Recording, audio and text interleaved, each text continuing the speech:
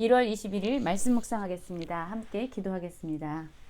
하나님, 우리가 당신에 대해서 알고 있다라는 편견과 선입관으로 당신을 제한하지 않기 원합니다.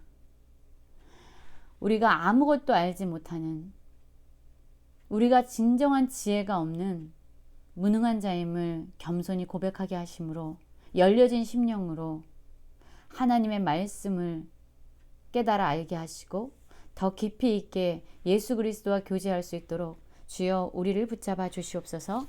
예수님 이름으로 기도했습니다. 아멘. 오늘의 말씀은 요한복음 6장 41절에서 59절까지의 말씀입니다. 말씀을 함께 살펴보시기 전에 개인적으로 말씀을 꼭 읽으시고 묵상하는 시간 가지시기 바랍니다.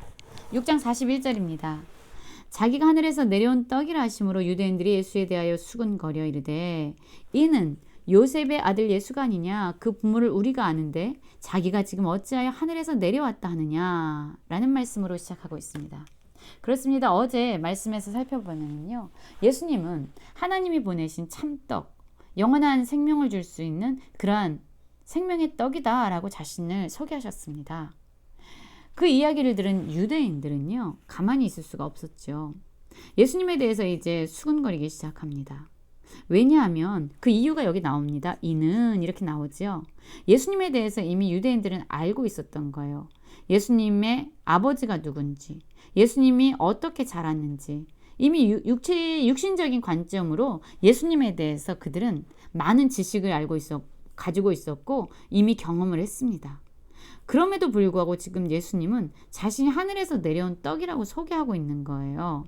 그러자 이제 이 유대인들은 그들이 가지고 있는 그런 육신적인 관점으로 예수님을 제안합니다. 요셉 아들 예수가 아니냐, 그 부모를 우리가 아는데 자기가 지금 어쩌야 하늘에서 내려왔다느냐. 요셉과 마리아를 통해서 그가 이 땅에 온 걸 우리가 다 아는데 어째서 자기가 하늘에서 내려왔다라고 저런 말을 할 수 있느냐라고 말하고 있습니다. 그렇습니다. 우리 역시 이러한 오류에 빠질 때가 많지요.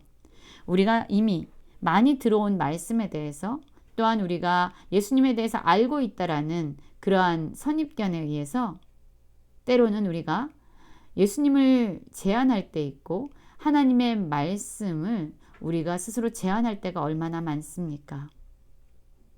사실 이러한 선입견과 편견은 하나님의 말씀을 깊이 있게 이해하는 데 때로는 방해가 됩니다. 예수님에 대해서 더 많은 깨달음을 얻게 하는 데 있어서 많이 방해가 됩니다. 우리는 주님의 말씀을 대할 때에, 우리가 예수님을 대할 때, 주님, 우리는 아무것도 알지 못하는 무지한 자입니다. 하나님께서 친히 지혜를 주셔서 우리가 겸손하게 듣게 하시고 겸손하게 깨닫게 하십시오 라는 그러한 기도가 먼저 선행되어야 할 것입니다. 예수님께서 이들의 반응을 보시고 이렇게 말씀하십니다. 예수께서 대답하여 이르시되 너희가 서로 수군거리지 말라라고 말씀하고 있죠. 그러면서 이렇게 말씀합니다. 나를 보내신 아버지께서 이끌지 아니하시면 아무도 내게 올 수 없으니 오는 그를 내가 마지막 날에 다시 살리리라. 그렇습니다. 예수님이 이 땅에 오신 이유는, 목적은 그를 보내신 하나님의 뜻을 이루기 위함이었습니다. 그리고 또한 하나님께서 예수님께 사람을 이끌어 오지 않으시면 아무도 나올 수 없다라고 이야기하고 있어요. 예수님은 스스로 사람을 이끌거나 사람들로 하여금 마음을 얻으려고 하지 않으셨습니다. 예수님은 철저하게 하나님의 뜻을 이루는 분이셨고 하나님께서 허락하시는 그 범위 안에서 예수님은 하나님께 순종할 뿐이었던 것이죠. 45절입니다. 선지자의 글에 그들이 다 하나님의 가르침을 받으리라 기록되었을 때 아버지께 듣고 배운 사람마다 내게로 오느니라. 이는 아버지를 본 자가 있다는 것이 아니니라 오직 하나님께서 온 자만 아버지를 보았느니라 라고 말씀하고 있지요. 이게 어떤 의미입니까? 그렇습니다. 이전에 하나님에 대해서 많이 가르친 사람들, 선지자들이 있겠죠. 이 사람들은 사실은 하나님을 본 적이 없는 사람들이에요. 하나님께 말씀을 듣고 하나님께서 말씀하라는 대로 그들은 선포했지만 실상 그들은 하나님을 본 자들은 아니었습니다. 그러나 예수님은 누굽니까? 예수님은 하나님과 함께 계시다가 이 땅 가운데 보내심을 받은 분입니다. 예수님은 이러한 선지자들과 다르게 아버지를 친히 본 자다라고 말씀하고 있습니다. 하나님과 정말로 친밀한 분이었고 하나님이 어떠한 분이신지 너무나도 잘 아는 분, 바로 이분이 하나님에 의해서 이 땅 가운데 보내심을 받은 예수님이셨던 거죠. 믿는 자는 영생을 가진다라고 말합니다. 이 믿음의 대상은 바로 예수님이죠. 예수님을 믿는 자는 영원히 죽지 않는 생명을 갖는다라고 말씀합니다. 영원한 생명은 영원한 생명의 근원 되신 하나님께 반응하는 것입니다. 영원한 생명의 근원이신 하나님이 말씀하실 때 듣고 반응하는 자들이 바로 생명을 갖는 자들인데, 이렇게 하나님께 살아있는 존재로서 반응하고 교제할 수 있는 이러한 생명을 얻기 위해서는 예수 그리스도를 믿는 믿음으로 말미암아 가능한 것입니다. 내가 곧 생명의 떡이다 라고 말씀하고 있으면서 예수님은 자신의 정체성에 대해서 이렇게 드러내고 있습니다. 생명을 주는 떡. 여러분, 이 떡은요, 사실 우리가 먹는 거잖아요. 그렇습니다. 우리가 육신적인 몸의 부분, 신체의 부분으로만 생각해도요, 우리가 무언가를 먹으면요, 이걸 씹어서 이제 위에서 소화를 시키고 하면은 우리가 먹은 음식물은 우리의 전 신체의 모든 부분에 영향을 미치게 됩니다. 피가 되고 살이 되죠. 생명의 에너지가 되는 것이죠.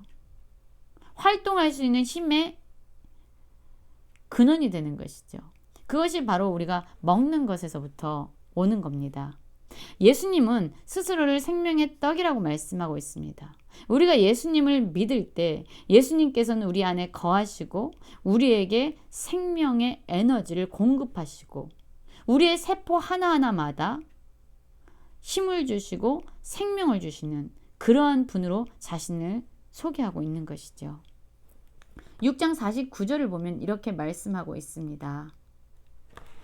너희 조상들은 광야에서 만나를 먹었어도 죽었거니와 이는 하늘에서 내려오는 떡이니 사람으로 하여금 먹고 죽지 아니하게 하는 것이라. 이스라엘 백성이 출애굽한 이후에 모세의 인도를 받고 광야에서 만나를 먹습니다. 그러나 그럼에도 불구하고 그들은 죽었어요. 그런데 예수님은 하늘에서 내려온 진정한 생명의 근원인 이 예수님은 우리가 믿음으로 말미암아 예수님과 연합하는, 여기서 먹다라고 표현하는 것은 그 음식물이 내 안에서 연합된 거죠. 나와 연합됩니다. 먹는 음식은요, 우리가 씹어서 먹는 순간 나와 한 몸이 되고 나의 모든 세포 하나하나에 에너지를 공급하고 생명을 공급합니다. 나와 연합하면서 하나가 되는 것이죠. 예수님을 믿는 자는 예수님이 내 안에 거하심으로 말미암아 예수님과 연합하게 되는 것이죠. 예수님을 믿고 그분이 내 안에 거하시고 나와 연합을 이루시고 나에게 생명을 주시면 우리는 죽지 않고 영생함으로 말미암아 생명의 근원이 되신 하나님과의 깨어진 관계를 다시 회복하고 그분의 음성에 반응하는 그러한 존재가 되는 것입니다. 예수님은 이렇게 말씀합니다. 내가 줄 떡은 곧 세상의 생명을 위한 내 살이다 라고 말합니다. 예수님이 떡이 되신다고 하는데 그것은 무엇을 주겠다는 겁니까? 생명을 주기 위해서 예수님이 친히 자신의 살을 주겠다라고 말씀합니다. 예수님은 십자가에서 모든 피와 모든 살을 찢기시면서 우리에게 생명을 주신 분입니다. 자신의 생명을 십자가에 내려놓으심으로 말미암아 죄를 지은 우리가 지불해야만 하는 그런 대가를 예수님이 친히 지불하셨습니다. 그리고 3일 만에 다시 살아서 우리에게 부활하는 영원한 생명을 주신 것이죠. 이것을 이해할 수는 없었던 거예요. 이 예수님의 말씀을 듣는 사람들이 예수님의 말씀을 온전히 이해할 수 없었고 그랬기 때문에 그들은 이제 또 이렇게 반응합니다. 그러므로 유대인들이 서로 다투어 이르되 이 사람이 어찌 능히 자기 살을 우리에게 주어 먹게 하겠느냐라고 말합니다. 예수님께서 그분이 행하실 사역과 영적인 관점에서 자신의 존재에 대해서 밝히 보여주고 계시지만 유대인들은 여전히 인간의 관점, 육신적인 관점에 매여서 예수님의 말씀을 온전히 이해하지 못하고 있는 것입니다. 예수님은 다시금 말합니다. 진실로 진실로 이르노니 인자의 살을 먹지 아니하고 인자의 피를 마시지 아니하면 너희 속에 생명이 없다. 예수님과 하나 되는, 연합하는, 예수님이 내 안에 거하셔서 나의 생명이 되시는 그러한 일이 일어나지 아니하면 우리는 생명을 얻을 수 없다라고 말씀합니다. 예수님께서 십자가에서 죽으실 때 우리도 주님과 함께 죽고 예수님이 다시 부활하실 때에 그 생명으로 다시 사는 이러한 연합적인 일이 일어나지 않고는 우리는 영원한 생명을 얻을 수 없다라고 말씀하고 있는 것입니다. 내 살을 먹고 내 피를 마시는 자, 이렇게 주님과 연합한 자는 영생을 갖는다라고 말씀합니다. 내 살은 참된 양식이요 내 피는 참된 음료다. 내 살을 먹고 내 피를 마시는 자는 내 안에 거하고 나도 그의 안에 거하나니 라고 말씀하고 있습니다. 그렇습니다. 예수님의 피와 살을 먹는다는 것은 바로 예수님께서 십자가에 죽으시고 그 다시 살아나는 그 일과 이를 믿음으로 말미암아 우리가 주님과 함께 연합하는 것을 의미합니다. 그럴 때 어떤 일이 일어납니까? 생명이 되시는 예수님이 우리 안에 거하시고 또한 우리도 예수님 안에 거하는 놀라운 일이 일어나게 되는 것이죠. 그렇습니다. 지금 우리는 예수님을 온전히 믿고 있습니까? 예수님과 연합하는 삶을 살아가고 있습니까? 예수님이 십자가에서 죽으실 때에 나도 십자가에서 죽고 예수님이 다시 살아나신 그 생명으로 말미암아 나도 주님과 함께 주님의 생명으로 살았습니다라는 그 십자가의 사건이 우리에게 진정 믿음으로 고백되어지고 있습니까? 생명의 떡이 되신 예수님이 우리 안에 거하실 때 우리는 비로소 영원한 생명의 근원이신 하나님과 깨어진 관계를 회복하고 그분에게 반응하는 그러한 생명을 얻게 되는 것입니다. 우리의 생각으로 하나님의 말씀을 제한하지 아니하고 겸손하게 영적인 관점으로 하나님의 말씀을 받아들이고 깨우치고 온전히 믿을 수 있는 모든 성도님들 되시길 간절히 기도합니다.